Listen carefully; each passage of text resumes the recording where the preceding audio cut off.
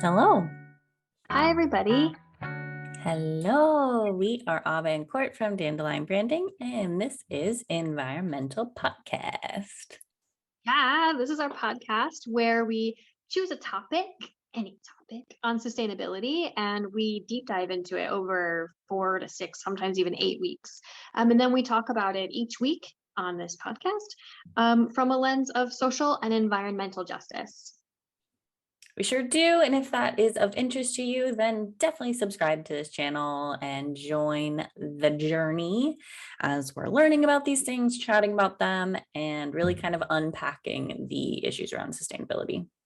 Mm-hmm. Ooh, okay. And we are on our third week of diving into fresh water. Fresh water. Yes.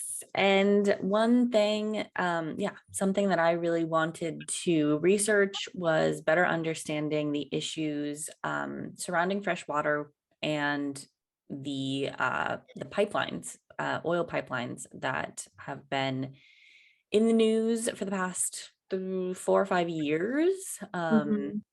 So today I'll be chatting about the Dakota Access Pipeline and Line 3. These are two separate pipelines that transport oil. But the issues around the pipelines really directly relate to freshwater and freshwater access. So it is relevant in both ways. All these things are tied, you know? Yeah. You know what I find really interesting, especially after like last week's Flint. I did a deep dive into Flint. And then also like with this one is that we talk about freshwater as a right, but actually in the States, it's really treated like a privilege. And we like aren't showing up the way that we say we are with that. And I find that really interesting, especially as it relates to, poor Black communities, indigenous folks, like again, here we are back into the same issues.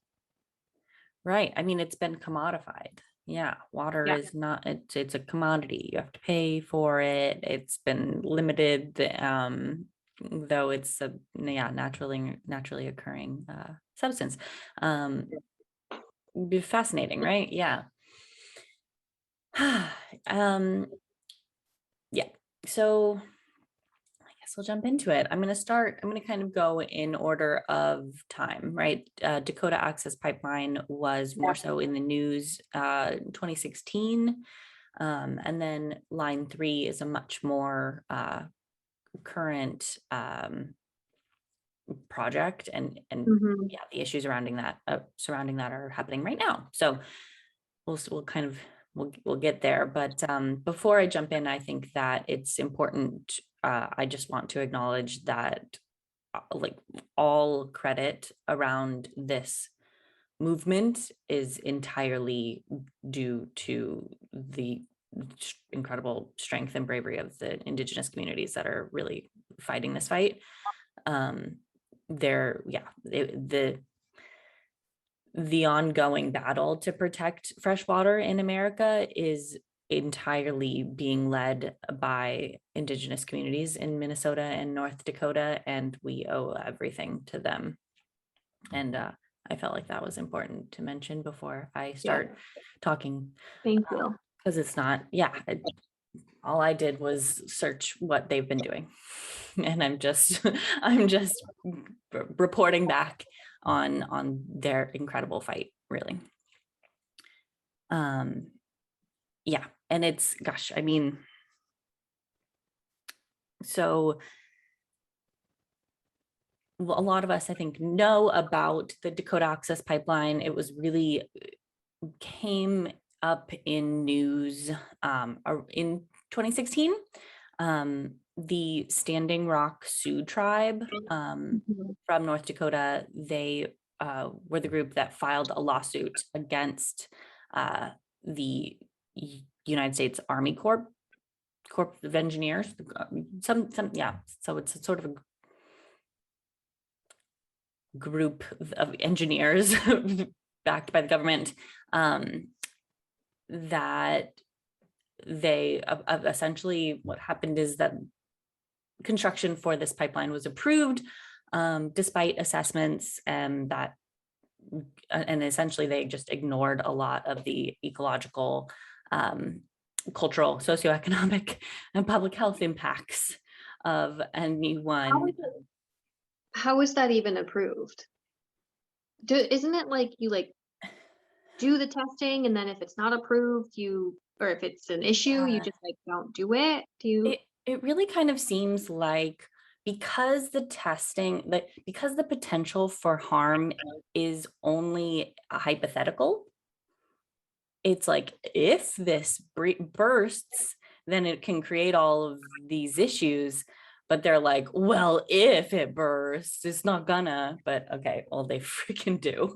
So yeah, it is strange, but it does seem like they've been able to find some sort of legal loophole that, like, where they're able to make claims of potential structural strength and integrity, even though there's a proven track record that these long pipelines have a lot of issues, right? They cover a massive amount of land, and the Dakota Access Pipeline, for example, is 30 inches in diameter. So that's like bigger than 2 feet big. And it spans approximately 1,150 miles. So that's like a third of the United States width. Yeah, that's really big. That's freaking big. Yeah. Really, really, really big. And and that's transporting crude oil, and it's through area that is really close to the Missouri River, which is a pretty massive waterway. And it also travels under a large water reservoir. There's a lot of water reservoirs in this area because there's a lot of fresh water in these areas. And it's incredibly close to, if not on tribal land. It goes under. It's some parts of it are underground. Yeah, not all of it, because I've definitely seen images of it above ground. Yeah, I imagine it kind of like, they somehow deal with that. And so in some cases it is under a reservoir. So if there are leaks there, you're right. That seems particularly dangerous to route it that way. That sounds extra safer.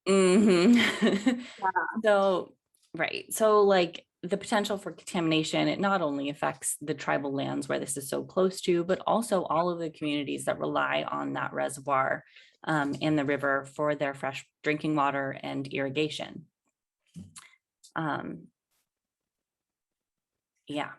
So there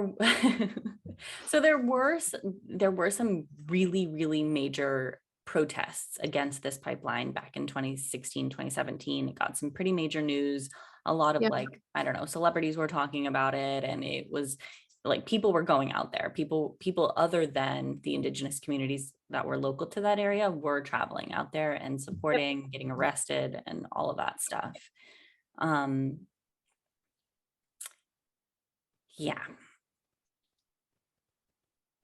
So,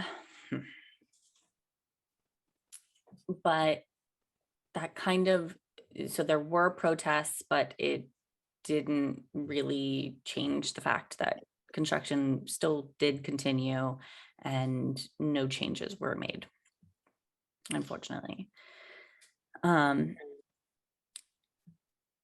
so in 2016, they did file a lawsuit, right? And in 2021, just 2 months ago in June, that lawsuit was dropped. And so that, been unclear.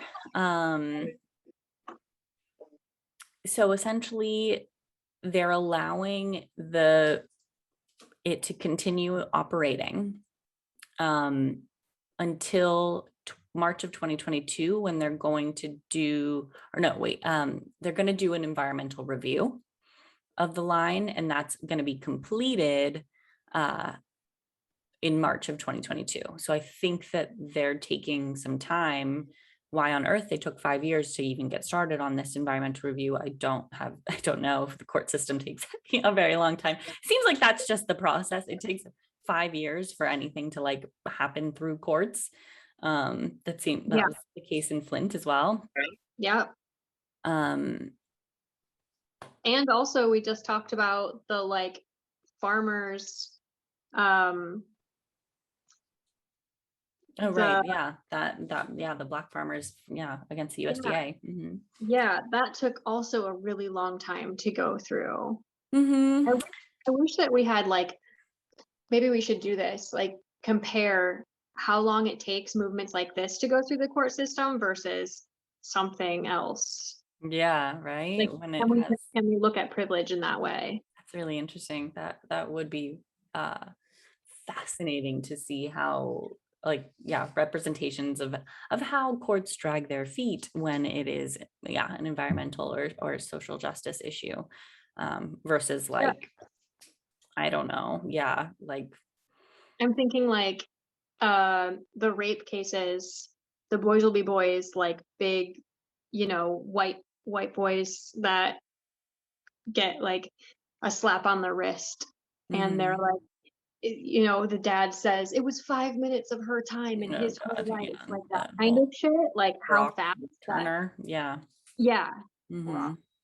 how fast that goes through the court system. It's like really quickly, as opposed to something like environmentally. But I mean, it's a totally different situation. I think we'd have to compare. It is a very, we'd have to definitely social to social. Right. Yeah. I'd want to see something a larger scale, like, like it, we'd have to do some digging. That would be really interesting to compare though. Okay. So cool. Okay. So in June 2021, the case was dropped because essentially they were like, okay, we'll do some environmental testing and we'll revisit this. We'll see. Well, so the case was dropped in June, right? End of story. Like, no, that's great. It's not the end. So the case was dropped in June. The case all about how there's so much potential for this to affect the environment dropped in June. In July of 2021, a month later, don't say it. There were a bunch of safety regulations and violations that the Department of Transportation raised, essentially. So the the person who is operating this pipeline is a company called Energy Transfer LP, and the Department of Transportation put them on notice for quote unquote probable violations of safety regulations and proposed a penalty. So, and those violations ranged from locations of stormwater drainage. Apparently that was some sort of an issue. Failure to follow assessment guidelines related to possible incidents in sensitive areas where the pipeline operates. So the Department of Transportation. Yeah, I guess they had something. They deal with large. Maybe it's because it's close to waterways. I'm not sure why that was their territory, but they were the ones that they essentially ordered the operator of the pipeline to pay $90,000 fine because they were some of these violations, essentially. And that's the most recent update.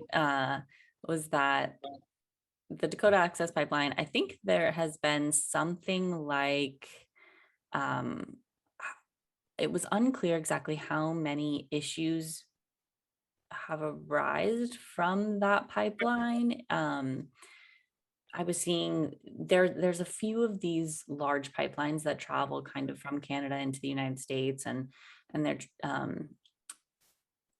there were something like 24 leaks essentially since their creation. But it wasn't clear on like which pipelines exactly that was. We know that Or what a leak is. Or what a leak is. Like, is that like a right. drip? Right. Yeah, that's also unclear, right? I mean, I don't think that there's been any large scale leaks, that unless it's something that's gone completely like covered up. But I think that the folks living in these communities would do a pretty good job of making it clear if they were actually noticing a leak. So it's been minor, I suppose, but there's still, it's sort of just like, okay, well, this was the entire reason why the lawsuit happened in the first place, right? It was just like, these have a history of having leaks somewhere along the pipeline. It's just the way that pipelines work. Things corrode, things deteriorate over time, especially in areas where there is relatively extreme weather. The northern part of the United States is gnarly. It gets incredibly cold, incredibly hot. It is like there's all the weather, all of the weather. Right. So there's a lot of factors that could contribute to why a metal pipeline would have issues transporting a liquid all the time. So like it was a ridiculous amount of oil, something like 570,000 barrels per day. Oh.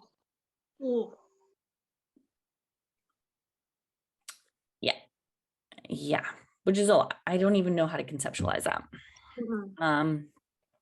Right, but then if you think about it that way, like, what is a small leak? What is a big leak? Sure. Also, because like scale, right? What's the scale? What's the scale? Mm-hmm. Yeah, I agree. Right. Yeah, I don't know, and it does sort of seem like they create their own language a little bit with that. Right. What is a leak? It's a good question. Okay, but that's sort of where the Dakota Access Pipeline that's where we're at right now. Just a few months ago, they continued construction, and I think stopped the use of the Keystone XL pipeline. That was a pretty big deal. That was in the news. Yeah. So that was a positive movement. But yet we still have these other massive pipelines that are just as large and just as problematic. So now the conversations around line 3, it is a little bit different. It's interesting because line 3 is actually built by it's a Canadian pipeline built by a company called Enbridge. Okay. And it carries tar sands oil, which is, my understanding is that it is a little bit more viscous. It is like kind of like the dredges of oil. It is it's a more crude oil. And correct me if I'm wrong, if anyone watching has more knowledge on kind of the levels of. I mean, that makes sense. But it is, it's called tar sands oil, and tar sands is, that's already problematic how they're extracting that from the earth. But so it's a little bit, it's a slightly different substance, I guess, this particular pipeline is carrying. And it's going across Alberta, from Alberta, Canada, which is kind of in the middle of Canada, down through Minnesota to Wisconsin. So it's kind of going along, it's kind of going sideways. It's not only crossing the Mississippi River, but also, crosses the Mississippi River. Within Minnesota, it also crosses 212 streams through miles and miles of wetlands and the Lake Superior Basin. So honestly, kind of all of the freshwater that we have in all in of the it. state. That's all of it. That's kind of all of it, and it is somehow crossing or touching or quite near all of these freshwater sources that feed. That's where all of the fresh water comes from. That's, connected to all of the agriculture production in the middle of America. That if that water gets compromised, the population of the United States is incredible. Like, this is millions and millions of people that would be affected. And it's interesting, right? So that's what kind of geniuses come up with this shit? The folks that make money on the other end of what comes out of that pipeline. Dude, yeah, but like, Jesus. Yeah. So it's interesting because Enbridge has been trying to play it off like this, like Line 3 is actually a replacement of current pipelines. They have current pipelines in place, and they're saying that Line 3 is a replacement. And that's, I think, kind of a way of them kind of skirting some rules a little bit.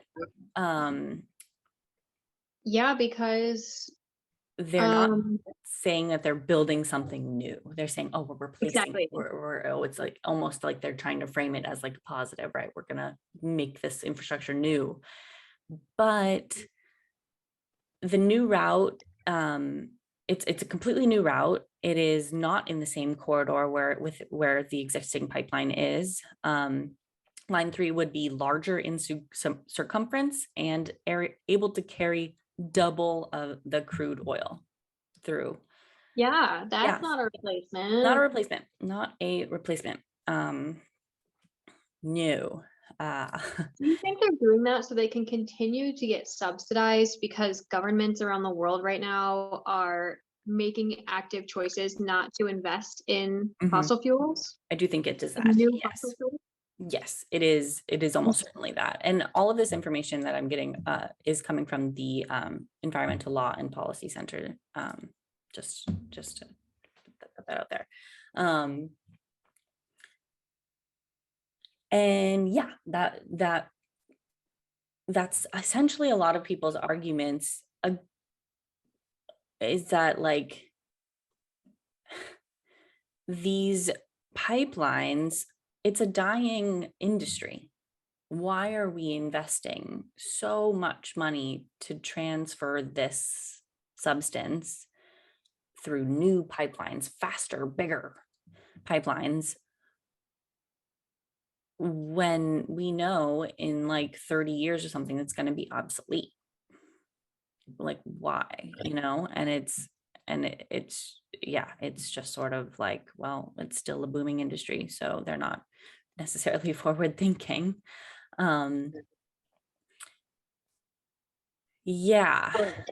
So the construction of these pipelines, really, regardless of any potential leaks, the construction of the pipelines alone can permanently affect ecosystems. And because there's, massive, there's a bunch of people in these like all these construction workers, there's all of that equipment, then they're transporting a bunch of massive, giant metal like build roads. Right. This is like a deforestation project. Canada has like the biggest amount of, didn't we learn that? Like one of the biggest forests, like that area is like really, I haven't thought about that before. Right. Right. I hadn't either. That like, yeah, even regardless of a potential leak, which is almost certain, just being there and building still messes up the ecosystem. And I thought that was a really, really interesting point. That was not something that I had thought of, but of course it does. It's like, of course, Of right? course. Yeah. How are you going to get these massive, massive pipes out there? You've You got need a big tons of truck heavy that runs the equipment whole. through Yeah. marshland. Like, huh? Like, how? I don't, yeah, that's, yeah. So there's so many potential for just some like really, really negative shifts. Who approved that? Yeah. So right now, the Minnesota, like, gosh, governor or local government in Minnesota is really the one who are making this final decision. And it was approved. I do think that, like, you know, it brings in revenue. And that's typically how folks are making these decisions. But there are still things that are a little bit up in the air. As of like, actually, as we're recording this, it was technically yesterday, there was a pretty large event, protest against Line 3 called Water is Life, Stop Line 3. It was a concert actually out in Duluth, Minnesota. Cool. Yeah, a woman named Winona LaDuke is the main leader of the Stop Line 3 movement. She's the executive director of an organization called Honor the Earth. And she's pretty freaking rad woman. But yeah, this is a very, very hot topic right now because we don't exactly know what's going to happen.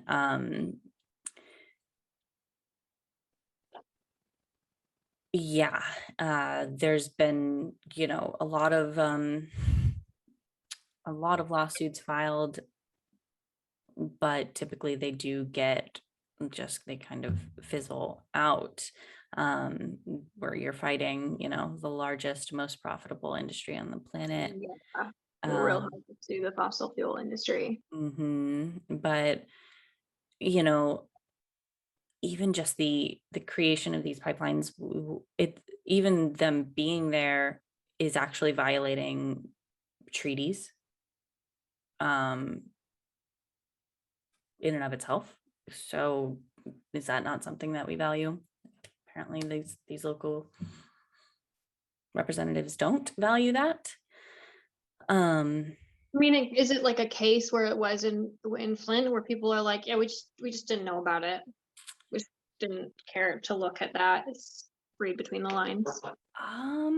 It's hard to say. I didn't see anybody explicitly, like, you know, the folks that are voting yes to approve these things aren't like the most public of figures making their opinions known to the public, because it's something that they would get a lot of, you know, pushback for.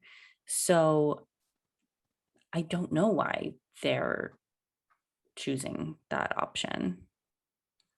I can only be left to assume that, you know, they're getting something out of the deal. Money. Right. Money, Power, jobs.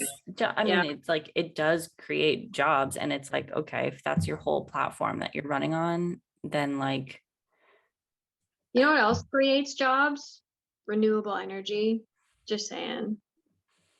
Like putting up a windmill field, a solar field, building positive infrastructure for like renewable space. yeah, this is true, but that's something they would have to have the money for, not something that this large multinational corporation based outside of the US is going to give them money to do.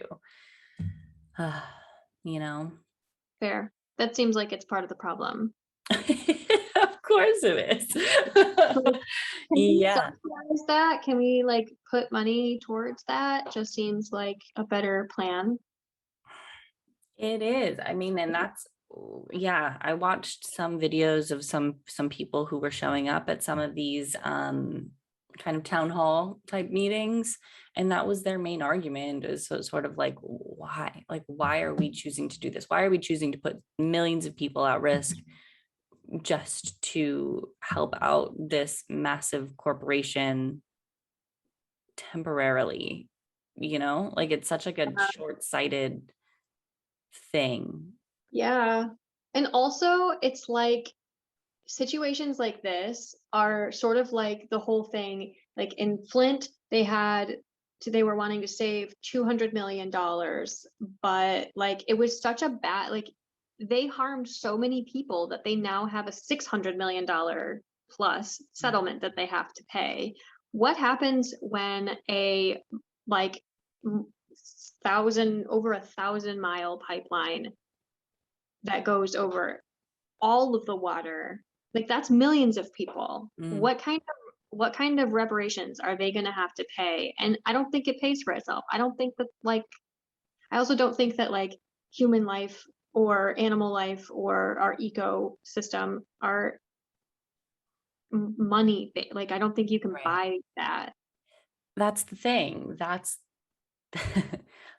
the deal with capitalism, right? Though you can't put a monetary value on human life, safety, and our environment, and the life of an animal, or the life and health of an ecosystem.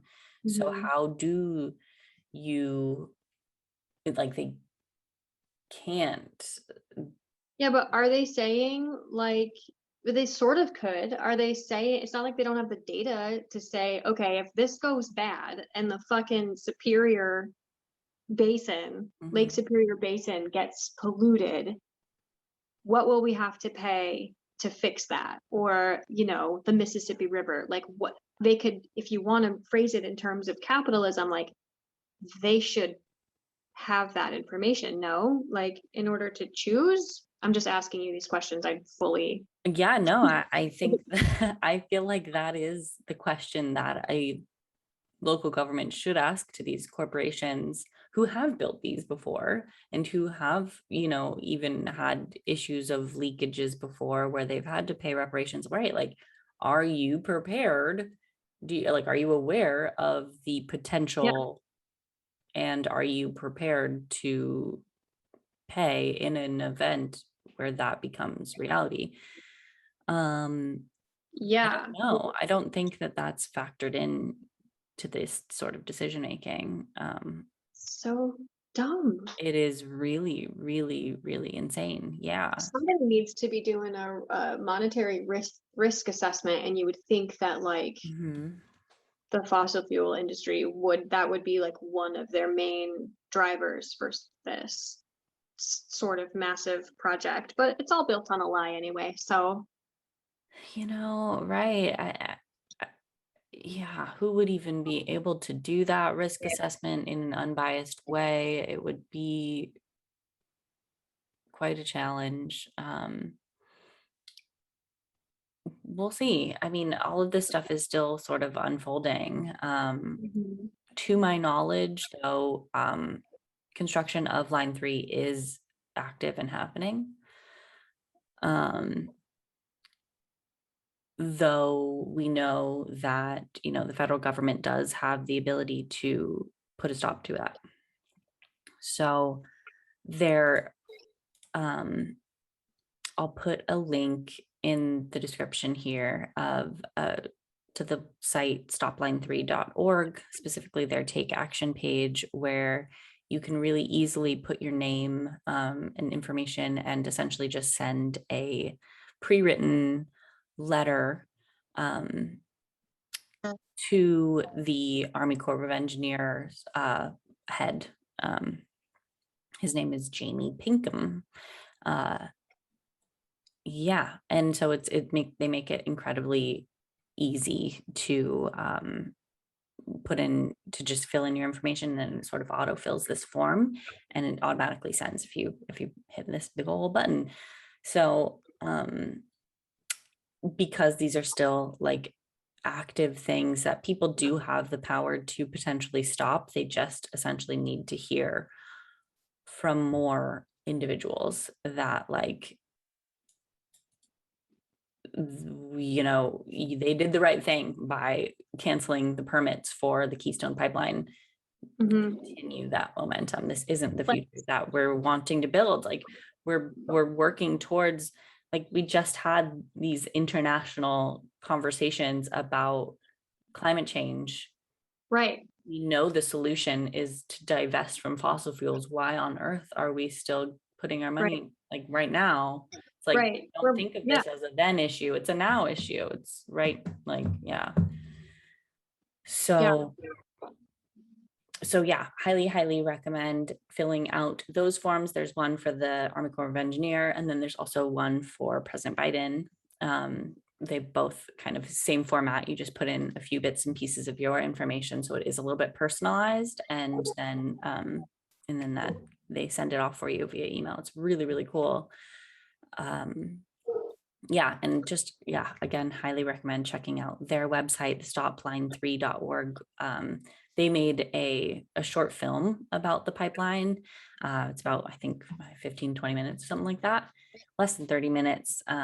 So that's also worth a watch. I think it's really sort of enlightening just to kind of see the community of people that are fighting against this, and it's really just really well made. It's really good. They're doing a really great work, and it's such selfless work, it's like they're the ones that are being given citations or being arrested, and there is risk in what they're doing, and it's quite brave that they continue to show up every day and try to halt this process from continuing, because it's just sort of so short-sighted, so unnecessary, and yeah, we've got to be more forward thinking as a nation. Yeah. Nice work. Thanks for sharing that. Yeah. Gosh, yeah, it was really fascinating to see kind of how this is unfolding right now. And there was so much news that I had never even heard of. Like, I followed this when it was happening back in 2016, 17. Yeah. But I didn't know that a month ago they got fined damn near $100,000 for violating. Like, it's like, why is that not in the news of, like, oh, the thing that we were trying to warn everybody about 5 years ago actually did unfold? Does that not give more, credit and to the current line 3 action? Yeah. Right. Like, what? Yeah, I don't know. But when you look at, like, who makes those decisions, how they get their money, how they get their power, like, none of that is an accident. We talked about that for weeks when we did fossil fuels. You got all pissed off for weeks. And it's just now this is like that was more conceptual, like, this is what's happening, and this is this is a tangible example of something that is really fucking up our planet. Actually, we need to stop that. Yeah. It's just so risky for no reason. Right. This ecosystem is one of the only places where there's still wild rice, which is like a staple amongst these indigenous communities as a food. And it's one of the only areas where that still exists.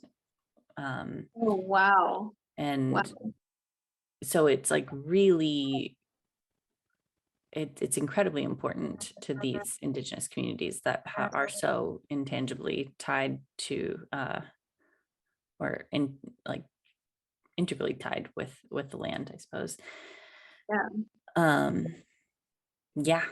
Yeah. So we will watch as this unfolds, and we will continue to report if we hear more. But that was a bit about Dakota Access Pipeline and Line 3. Thank you. Yeah. Thank you guys for watching. Gosh, next week we'll be back and we'll have We're going to talk about a book. Yeah, we'll be reading a book. Yeah, I can't remember what it's called right now. Water. Gosh, I don't either. Find it. Oh, Water in Plain Sight. Water in Plain Sight. Yep. Water in Plain Sight by Judith Schwartz. Yeah, super excited about that one. Yes. It looks really, really good. Yeah. Hope for a thirsty world. Ooh-wee. Yeah, we'll see. So stay tuned for that. Definitely subscribe to this channel to see what we learn next. Yeah. Thank you guys so much. Have a beautiful day. Bye.